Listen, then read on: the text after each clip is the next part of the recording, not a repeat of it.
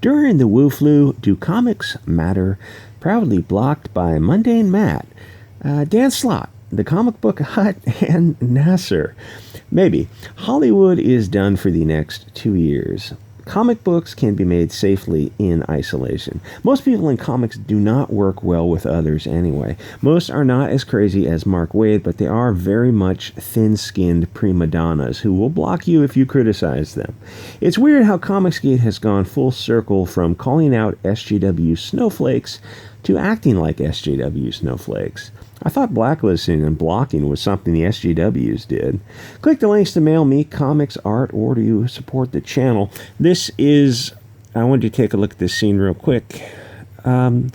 Spider-Woman smashing some guy's head into a glass, sending razor-sharp shards into his crushed, broken skull, probably cutting his jugular, killing him, or paralyzing him. Is that what Spider-Man's all about? No, that's not what Spider-Man was all about. That is what Spider-Woman is all about. I saw Yellow Flash, took a look at this earlier. There's a lot of brutal violence in here, and it's played off as cutesy-wootsy. No, it's pretty sorry. It's pretty gory. I gotta stop my swearing. So Red Rooster is out on digital. Why was it a year late? Was it worth it? You gotta let me know. Send me a copy if you have one. 2 campaigns I wanted to mention very carefully, very, very carefully, because I wasn't kidding about these people having thin skins, was Bless This Mess and Brand 2. The first one is 6K, and the second one is about 11K. Both are not doing as well as they should have. Bless This Mess failed to fund because, well, EVS hates Mike, but to be fair, there is blame to go around. But Brand is something else. You have 2 well-liked creators who are not controversial in any way that I'm aware of. They are frequent guests on EVS's stream. I guess the problem is that this second campaign was released before the first campaign was delivered. This is not a good idea unless you are a big name with an established track record. So I wonder why Antonio made the decision to do a double campaign. I wonder if anyone mentioned that it wasn't a good idea. It closes in a few days, and we'll probably get to $13,000 to $20,000. I assume the last day EVS will do a big push for it and probably get like $10,000 in a night. So check it out. His first campaign did about 80,000, and here's the thing: I like Mike and Antonio. Though I don't think Antonio likes me anymore, but that doesn't mean I'm just going to ignore this. There have been a few campaigns that have not done as well as they should have. Besides Red Rooster being late, which is not actually that big a deal. If you're familiar with crowdfunding campaigns, a year late, yeah, it sucks. That's not the end of the world. It's not unusual to the customs and standards of the crowdfunding graphic novel format. It's not good, but it's not malfeasance. So there was Stealing Solo, which was probably a bigger problem. Lady Alchemy, which she got screwed, but I don't think the customer's getting screwed. But that's just because, it's a first-time campaign. There's going to be some rough spots. Bless This Mess, Brand 2, and a few others that have underperformed, at least in my opinion. And that's all this is just my opinion, so don't lose your freaking minds. I have to think that the vicious, bloodthirsty rhetoric is not helping, and yes, it's coming from both sides. If you really don't like someone, just ignore them. I've never seen adults bicker like such little bitches like this, ever. I know adults and they all act like adults. Even when they're mad at each other, they still act like adults. Comic artists are freaking weirdos. The other night, EVS and crew were stream sniping Mike's channel and sending people over to act silly in the chat. Don't get me wrong, it's not a big deal. If you want to give me crap in my live stream, you can do it all you want. And this reminds me, someone, I don't remember who, I was in someone else's chat, and this is why I'm kind of hesitant to pop in, because I get some feedback, and I don't want to distract the chat. And someone was saying, "Oh, you have a wrench in Edwin Boyette's chat." Well, he gives people wrenches to promote their channel, which I've never done. I'll let people find the channel naturally, kind of thing. But he says, "You got a wrench." I told him, "Well, if you want a wrench, I'll give you a wrench in my chat." And he didn't know what to say to that. It's not really a big deal. If you want a wrench, you can have a wrench. It's not Doesn't mean you like me. It just means you can post links and delete spicy comments. Doesn't mean I like you. It just means I can see your comment a little bit more easily because it's blue. It's not that big a deal. I don't care about that kind of stuff at all. But it is malarkey. Hashtag, where is Joe Biden? Seriously, where is Joe Biden? What did Joe Rogan say? This guy cannot be president. He doesn't even know where he is. It's sad. Anyway, I actually was not listening to either show, Mike's show or EVS's show. I think I was listening to I Love Comics. That guy does a live stream auction. If you want some entertainment without Comicsgate drama, I recommend Angle Teen of I Love Comics. Which is very, very entertaining because the fat guy who runs it is pretty funny because fat people are jolly. I don't listen to much Comicsgate stuff anymore. The fighting is also tiresome. There are Comicsgate, OG Comicsgate, ex-Comicsgate, and anti-Comicsgate. And just because EVS says someone is anti-Comicsgate, Mike Miller and Doug TenNapel are not necessarily anti-Comicsgate. They're ex-Comicsgate. There's a difference. I think they're anti-EVS. And some people have said that I am anti-Comicsgate. No, I talk about projects and promote projects fairly frequently for a small channel. I even promoted War Campaign's Vestige comic. I think it looks great. I'm not anti-Comicsgate, you freaking ideologues. You can disagree with people in a group and not be anti the group. I have some very, very mild criticism for some of the folks in the group. That doesn't, no, you got to relax. We're not children. Here's the thing. I criticized mildly a couple people's Indiegogo campaigns. The front pages, a little bit of the grammar, the punctuation, the formatting, a little bit. I criticized it a little bit. Well, Comicsgate was started because some guy, Mr. Richard Meyer, started off roasting comics. And guess what? The Comicsgate guy who I criticized, yeah, he blocked me. Blocked me on Twitter, blocked me on YouTube. Yeah, okay. Because I mildly criticized his content. Now, I understand I'm getting blocked by anti-Comicsgate like Nasser and The Hut and all those other guys. But a Comicsgate dude blocked me because of the mildest criticism. Oh, dude. God, it's just bizarre.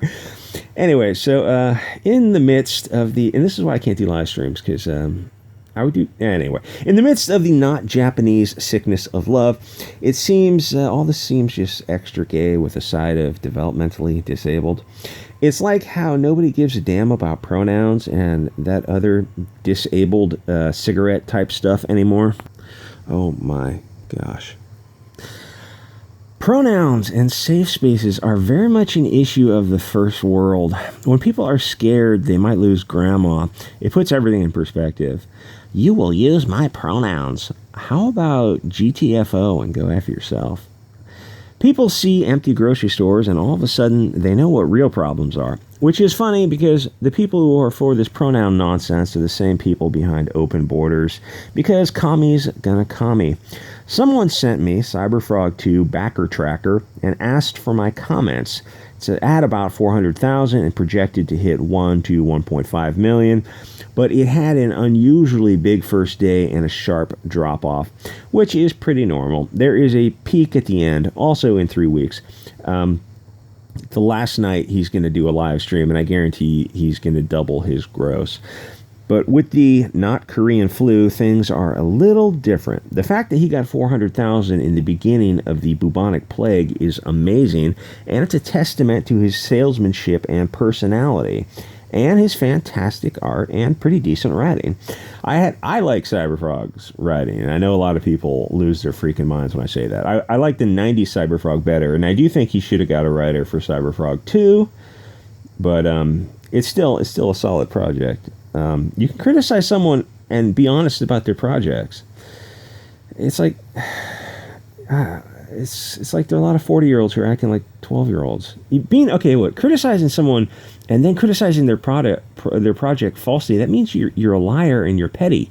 You can not like EVS and still say, oh, that project looks fantastic. And I like EVS. I don't not like him.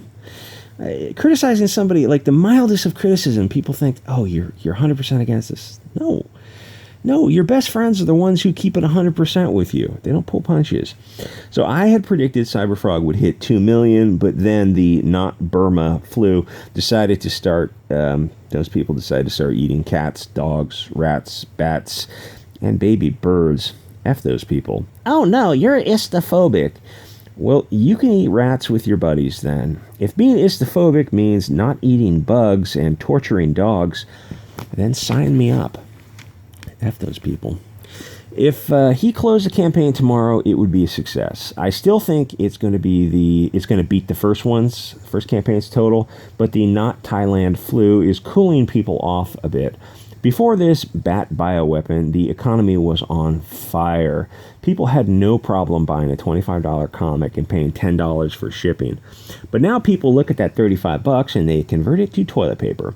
I expect the first world to go on the toilet paper standard any day now.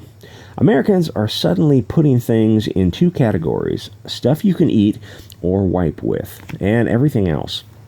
Comics are definitely put in that everything else category. But the silver lining is that the audience for Comicsgate is middle-aged and has money to spend. Now that I think about it, the SJW comic audience is younger, so SJW Marvel comics are going to take a more serious hit. Plus, their comics are sold in filthy stores where you have to swim through a virus soup to get your comics.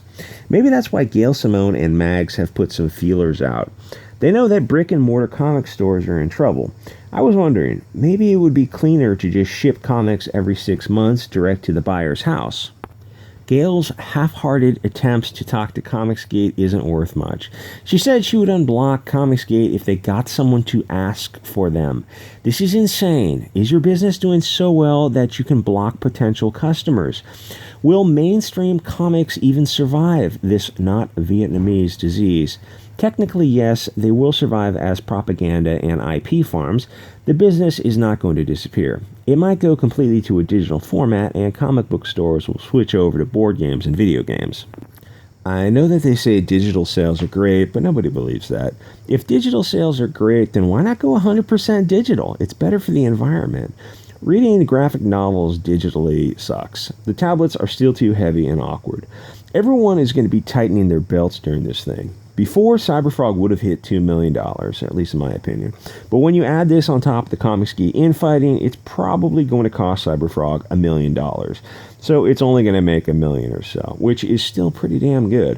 One thing to consider is when to close it and close the refund period. Because as people get nervous, they may get refunds and use that money to buy potatoes and flour or the really precious toilet paper. I looked at how to build a backyard still the other day. It's actually pretty easy. Not for drinking ethanol, but for hand sanitizer, because you never know. So I suspect that the end of Ethan's campaign will be softer than predicted, but no matter where it ends up, it's still a success. There are experimental vaccines in the works. As soon as one is publicly available, you're going to see a boom in the economy. It is going to bounce back hard, so if you want your campaign to be ready for that event, prepare now. I think the model is going to have to change a bit. People are using the campaign money to pay for the art, but that money for first-timers is going to dry up a bit. So you're going to need to get your team together and give everyone a percentage of the back end, so they'll have more risk for more reward instead of paying them per item. It would be an unthinkable idea a month ago, but creative times require creative solutions. If you're an artist who's doing this part-time and the choice is sit at home, play video games, or gamble on a project, well, the choice is yours, but we all know it's always better to choose productivity over watching Netflix. I don't know how the in-demand system works at Indiegogo, but I think a seller is probably going to be tempted to close the refund period as soon as possible. You don't want people to panic and get refunds. Anyway, I also think if Comicsgate could work together and stop fighting, it could fill the hole left by Hollywood. The big campaigns are going to do fine. EVS, your boy Doug TenNapel. I know he's not as big, but he's got two well-recognized properties. John Malin, but the middle group is going to be selling less unless they find a way to get their prices down like ALTERNA. The real test will be to see what a post, not louse, flu does to the market, both Comicsgate and mainstream SJW comics. So if you see any projects being launched about now, let me know and we'll keep a track of them. I'd like to see how well they do. Anyway, I really doubt anyone is going to stop fighting because it's the weirdest group of 40 and 50-year-olds I've ever come across. I've never in my life met adults who act like this. Unfreaking real. That you can't do. Most of us are in industries where we do business with people we don't like because we're doing business. I'm not talking about doing business with somebody unethical or immoral, someone who's doing something reprehensible. I'm just talking about doing business with other jerk-offs, because we all know that we can be jerk-offs too, and people forgive us our jerk-offness, and we forgive them their jerk-offness. That's how business gets done. That's how life gets done. You forgive people because you know you're going to need forgiveness. And I'm not even some like Pollyanna type, like super hardcore religious nut. It's just part of being human and getting along in a society. These people are fucking unbelievable. The difference is that those of us under the Comicsgate umbrella, maybe that's not correct. I mean, loosely associated with Comicsgate. That includes old school Comicsgate, ex-Comicsgate, just not anti-Comicsgate. Is that we think we should all be free to do business, while the SJWs think we shouldn't be allowed to sell comics or have YouTube channels because they try to take them down, or they will turn your videos in for having adult content or something, because I showed some Indiegogo campaign and it had boobs in it or something, and so they restricted it to adult content because some little... Anyway, this is a Spider-Woman throwing a child into a bad guy, breaking the child's neck, killing him horribly, because the child had the audacity to... what would you know, Sniffle? You're a good girl, sob. Because the little white child is crying because you have to humiliate him because he's got white. Why don't they ever make anyone other than white dudes sexist and istophobic? Kind of weird how they it's only these beautiful children of the light who are bad every single time. Anyway, this is modern mainstream SJW comics for you. You have this woman getting sick. This is not actually the Captain Marvel 16. Zach covered it in like a 3-minute review, which is all it deserves. She was profusely vomiting also. Nothing like seeing people get sick. That's just, that's exactly what I want to see. Are you effing kidding me? This is great. I don't need a doctor, I need a nurse. And this is some preamble. I got a live stream just so I can swear. She's in a cab. Guess what you don't see in a cab? If you ever live in a big city and you take cabs or Uber, you know who you don't see driving cabs? Was you at a costume party? I guess she's Italian, so F the Italians, right? Just F them. It's cool to make fun of Italians. No, it's not. You don't see white guys driving cabs. Period. Oh, and this is her husband / boyfriend / life partner, okay, who's just a bearded soy boy cuck. Just completely ineffectual. Okay. This is $4. It just goes on and on. Just lame. I could read this, but she's so far up on her ass. This is by Carla. I don't really have the words. Jessica Drew made her first appearance as Spider-Woman the day I was born. We both have quite the journey over the past 43 years. Yep, 43. That seems right. I bet you drink a lot of wine. Jessica Drew is a survivor. She's a fighter. She keeps going. She's us. We're getting ready to take Jess on a whole new journey, and it's honestly a little scary. I want Zach to review this. I want someone who can do these voices better. Zach and Ethan can do SJW voices so well. I don't know if you've heard them. I heard one live stream like a year ago They were both doing the SJW voice, and I was laughing out loud because they both do it perfectly. Anyway, guys, I don't know what to say. Support Comicsgate. Don't support this mainstream trash.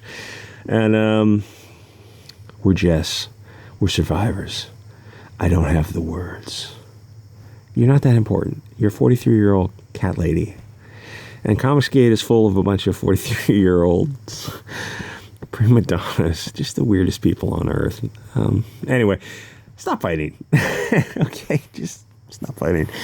You can send me whatever, BiancaZombie602, gmail.com, or hit my P.O. box up. Make sure you cough on those comics before you send them. Get that Corona Chan love. All right, guys, I'll see you all next episode.